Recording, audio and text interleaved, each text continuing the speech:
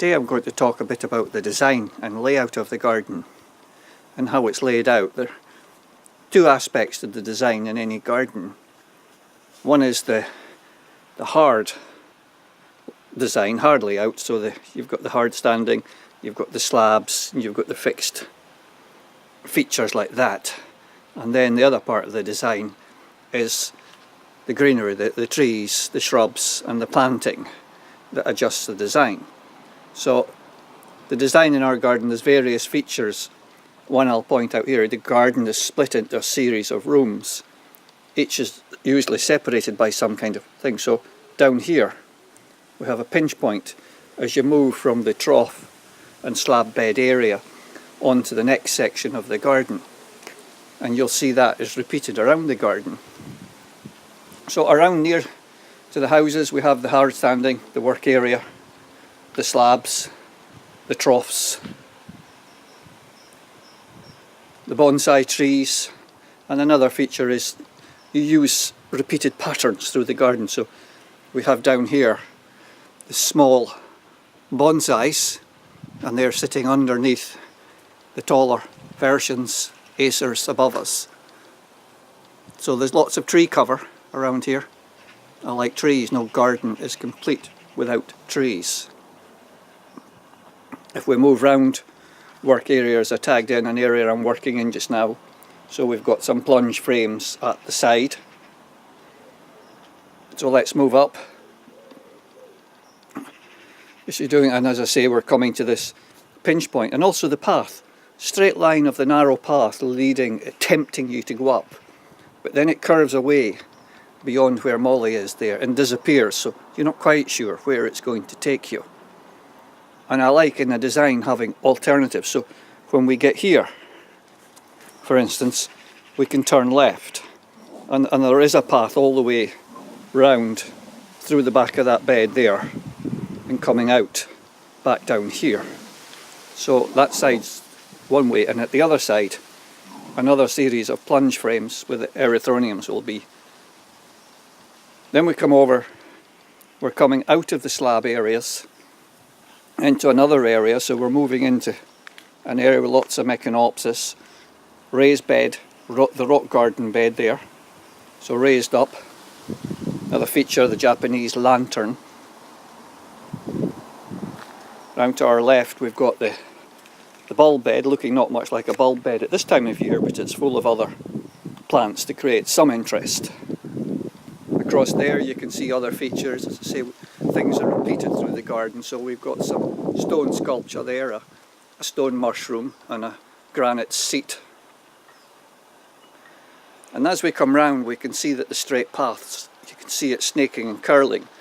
So we walk forward and we're going through the bushes. And another feature that I work on in the garden is every so often, instead of just seeing bushes and a narrow view, there's a long view. You can suddenly get a vista looking a long way up the garden. So you get these vistas. And it's always good with these vistas to finish with a feature or get a feature beyond it. So we have the pine on the wall there is one feature, but then your eye is drawn further beyond that to the Betula utilis, the Himalayan birch. So that's allowing a view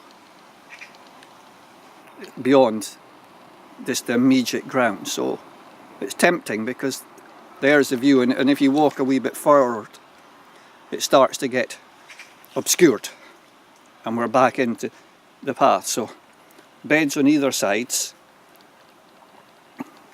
and as you move back round we can see looking down to the house, you can see the straight path, dog eating a bit of grass there.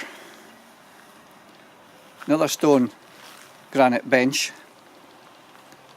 and you can see there's a little path goes in, so you have an alternative up there, but the path we are following curls round.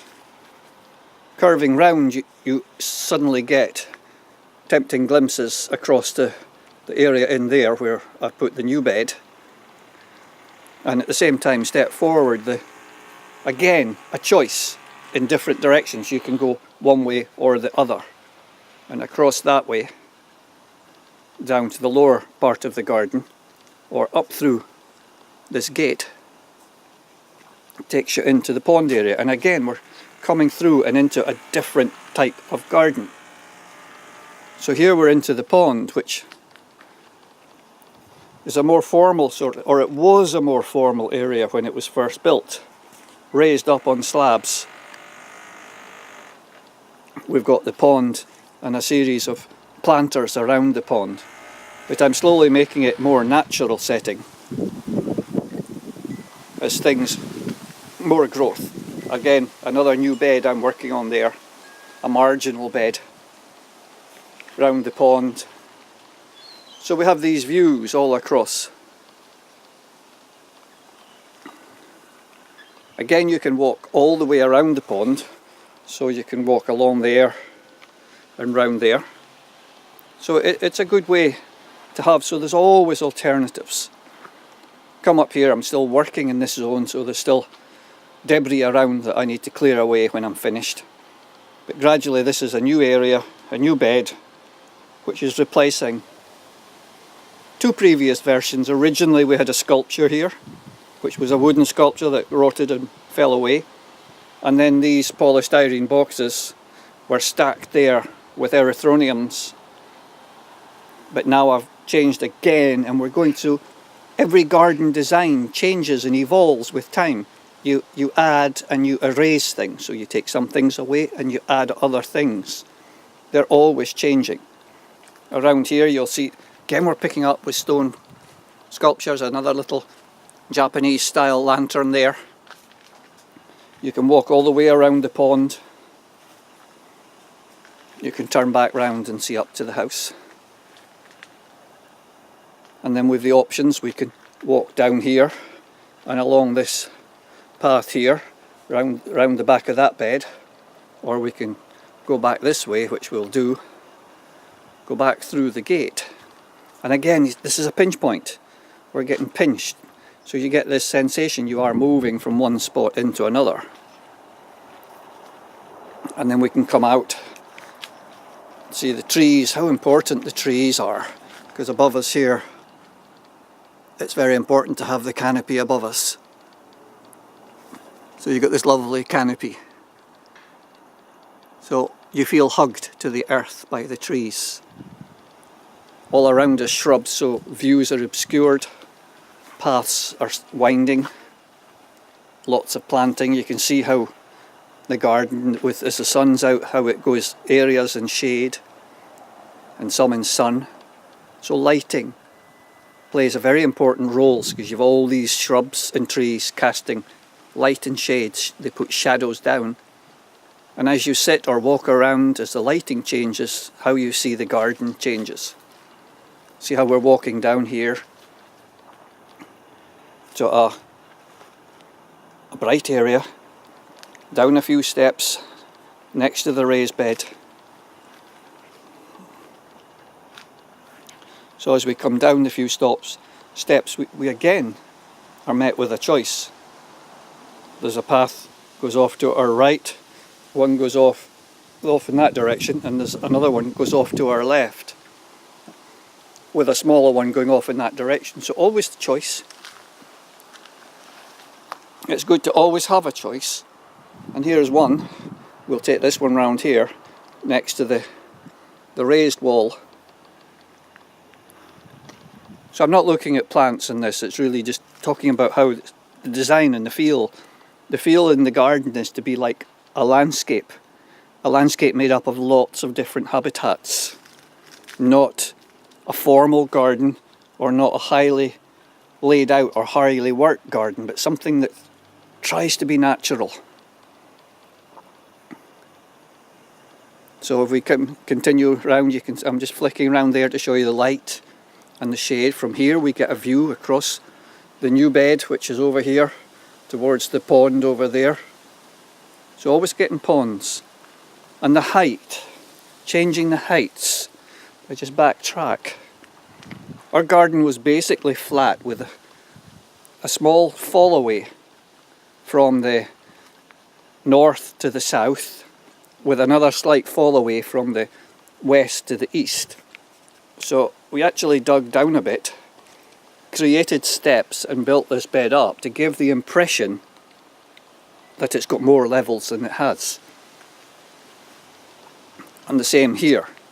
Raising up this wall in the centre, this bed that you can walk all around, raised up, building with stones to raise it up and make a dike, which started out at about 3/4 of a metre tall, and planting it up so you've got this lovely feeling that it's not flat. And we go round the path. This is what happens in a garden like ours. We allow plants to self-seed around, so you really do have to pick your way through the path, just as you might in the wild, in the habitat, where you go out in the country or into the wilderness. You have to pick your way through. A new area here, interesting area that the shrubs we cut these back to open up this bed. All this area was gone under the big shrubs. It hides our compost area in there, which I'm using, planting ferns along there to screen. But this area here I'm bringing out compost from the compost heaps.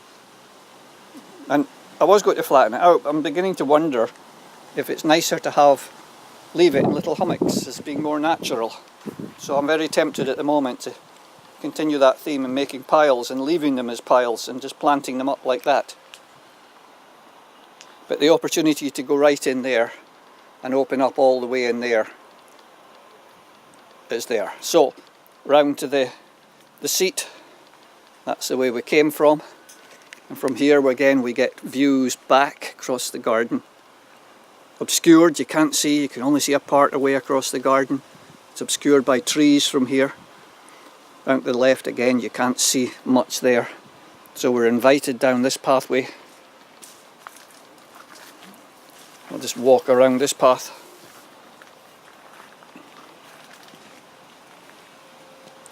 You can see the rhododendrons. And it's a quieter time in the garden for flowering, because most of our flowers come in the earlier part of the year, and again from late summer as the autumn flowering stuff comes. But you can see how important the trees and shrubs are to the design. And again, you're looking over it, there's vistas, there's paths that tempt you to walk up and lead you. Some areas you can't see far, and then other areas you get a glimpse, you can see through further. Come round here, another feature, a garden sculpture.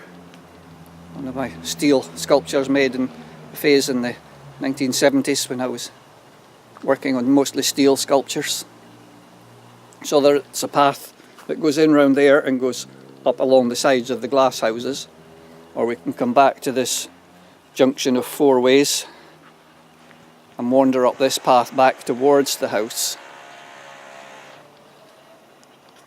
So again, in amongst the rhododendrons you get tantalising glimpses through the bushes, through trees. You walk a wee bit and all of a sudden a vista's opened, and through the vista what do we see? We see a Japanese lantern, the stone seat, the stone mushroom through there, up that direction. We think, how do we get there? You have to walk back around the garden to get there. You can either go right or left, each will take you around. Around here I said things are repeated, so we've got the repeat of the stone mushroom is repeated, ferns are repeated all over the garden, plantings are repeated, lot is repeated. So we're coming right back down to the house now, the bulb houses, the run of bulb houses, and this is down the other side of the house, at the eastern side of the house. You've got a straight path there, we have no choice but straight because of the greenhouses, lined with troughs, another gathering of troughs here, on another slab area where we can work out a crazy grass planted to break up the hard landscaping of the slabs. As you come round you can look back up across the garden that way. With all these beds, more troughs. So that's the kind of style of the layout of the garden. As I say, you can get views across that way. Every which way you come, there's another series of views, like a separate garden. And we are lucky we've got a reasonable space. It's not a huge garden, but it's a reasonable space to have this variation. So as you move come back to where we started, from the trough in the slab bed area, which we see as a sort of the trough and alpine zone, and beyond that, as we got in and walked up, the rest of it's sort of like a woodland garden with various openings and clearings where we've got the other raised beds, the ponds and other things. So that's a walk around and a talk about the design and layout of our garden.